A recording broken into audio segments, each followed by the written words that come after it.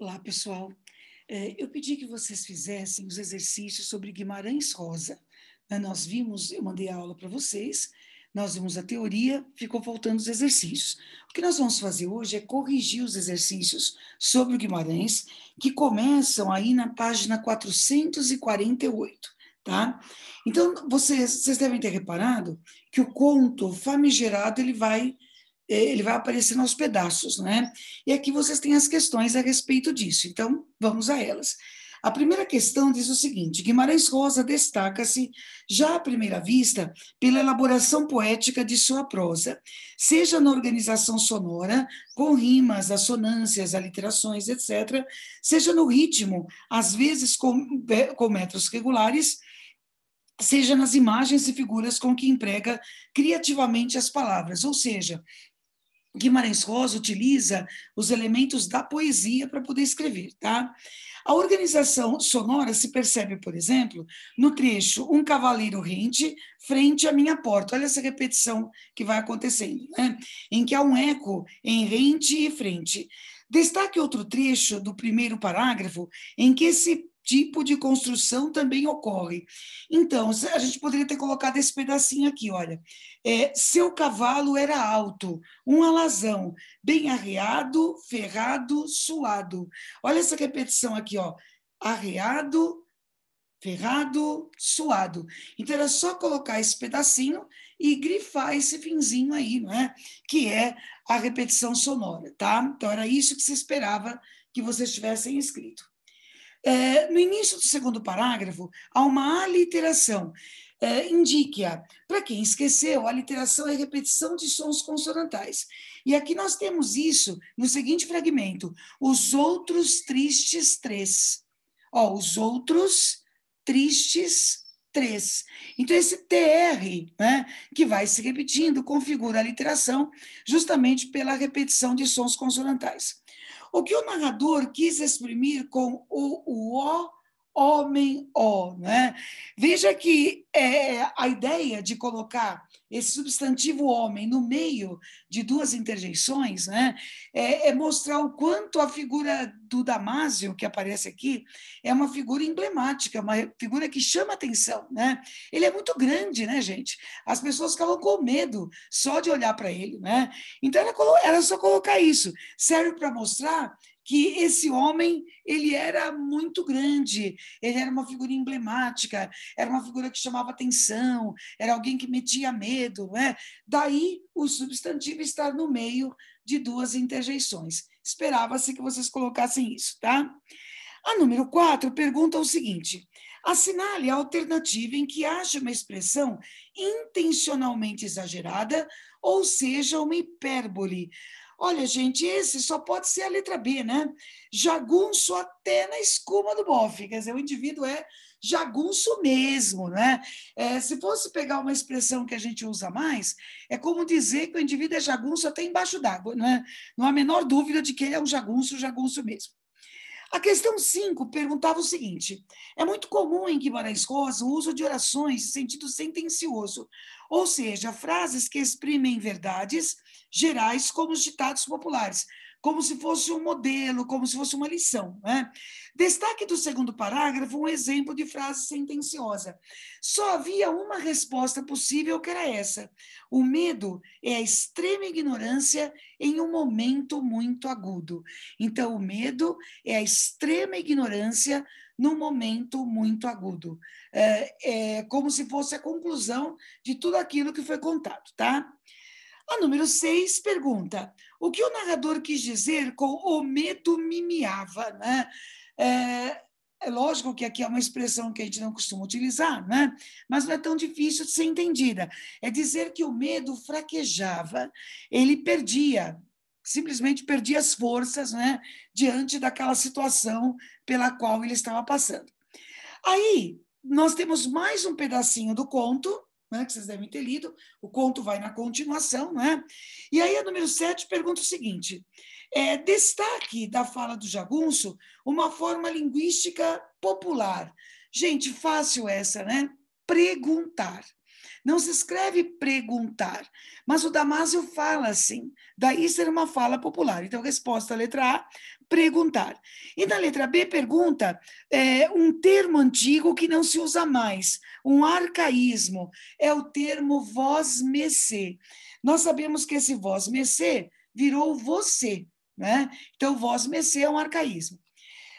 Aí a última questão aqui, a penúltima, antepenúltima questão dessa primeira parte, pergunta o seguinte: deu significado das seguintes expressões: evitava ou de evitar, né? Ou seja, significa que Damásio evitava praticar ações ruins, né? Evitava praticar crimes, porque já se sabia o quanto isso podia trazer consequências ruins para ele. A letra B, fie-se, porém, quem em tais tréguas de pantera, né? É como dizer assim, quem é que poderia acreditar que o indivíduo ia abandonar a vida ilícita? Quem é que podia imaginar que um bandido daqueles deixasse de ser bandido? Era isso, não é? E antenasal é mais literal, viu? Significa na frente do nariz, tá? Então, ante, né? Ante, né? Antenasal na frente do nariz. Aí vocês têm mais um fragmento do famigerado e a pergunta é: o que quer dizer o narrador com a conversa era para teias de aranha? Significava que a conversa ia demorar muito ainda, né? Veja que daria tempo até de fazer teia de aranha, né? Então a conversa ia ser longa, bastante coisa para conversar. E a número 10, que aspecto humorístico ressalta a ignorância de Damásio? Então, vocês lembram que o Damásio foi até lá para perguntar o que era famigerado. Mas vocês repararam que ele não sabe falar famigerado? Ele fala família gerado, faz-me gerado, família geraldo, né? Ele não sabe pronunciar a palavra. Então, o efeito de humor está aí. Damásio não sabe pronunciar a palavra cujo sentido ele foi procurar. Então, gente, essa era a primeira parte dos exercícios. A segunda parte está logo na página seguinte, né? Aí vocês têm que aqui a página 451. Então, aí vocês têm mais um pedacinho, certo? E aí a pergunta: qual era o medo do narrador? Né? O medo do narrador era que alguém tivesse ido falar para Damásio que ele, o narrador, o havia chamado de famigerado. E agora ele estaria indo lá para se vingar, né? Para cobrar satisfação, tá certo? E como o indivíduo era muito temido, né? Obviamente, ele temia por si mesmo, né? Temia pela sua vida. Aí, mais um pedacinho do texto, a pergunta é: pode-se afirmar que o conto se configura com a peregrinação em busca do conhecimento? Explique. Claro que sim, né? Claro que sim. Ele sai lá da sua terra, não é? Para procurar o narrador, para saber o significado de uma palavra. Então, nesse sentido, é mesmo uma peregrinação em busca do conhecimento. Ele vai até lá para saber o significado de uma palavra. Parte da vivacidade da linguagem empregada por Guimarães Rosa decorre do caráter reiterativo de certas construções. Então, há construções que acabam se repetindo, reiterativo. Muitas vezes, esse caráter revela-se em construções pleonásticas, ou seja, ideias que se repetem. Identifique a alternativa que contenha a redundância ou pleonasmo. Isso está, gente, na letra C. Olha só, tem nenhum, ninguém ciente. Nenhum, ninguém. Nós temos aí a repetição da negação. Então, por isso que a resposta é mesmo a letra B.